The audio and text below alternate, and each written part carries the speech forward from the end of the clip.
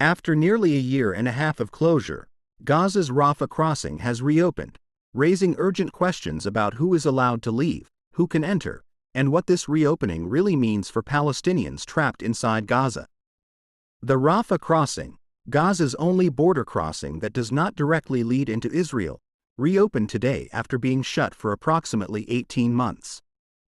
The crossing connects the besieged Palestinian territory with Egypt and has long been a critical lifeline for civilians.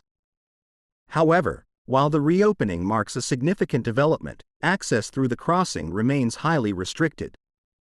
According to multiple reports, between 50 and 150 people per day are expected to be allowed to exit Gaza through Rafah. Meanwhile, only around 50 people per day are expected to be permitted to enter Gaza, though officials have not confirmed exact figures. Israeli authorities have stated that only foot traffic will be allowed, with no vehicles passing through the crossing. The situation is especially dire for Gaza's sick and wounded. Gaza's health ministry says that around 20,000 people urgently need medical treatment abroad, far exceeding the limited number of exits being permitted. Israel has made it clear that it intends to strictly control who moves through Rafah. Diplomats familiar with the discussions say Israel plans to allow more Palestinians to leave Gaza than to return, a policy that has sparked serious concerns.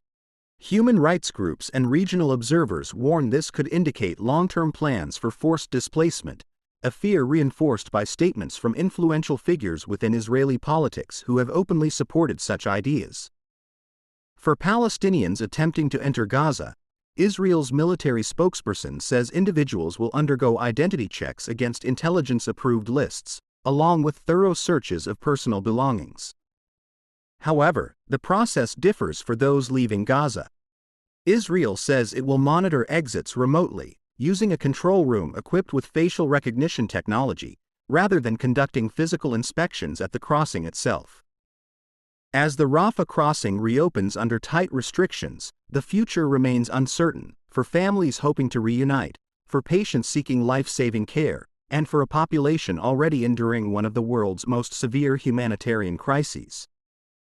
Anchor outro. The reopening of Rafah may offer a narrow path out, but for most in Gaza, freedom of movement remains painfully out of reach.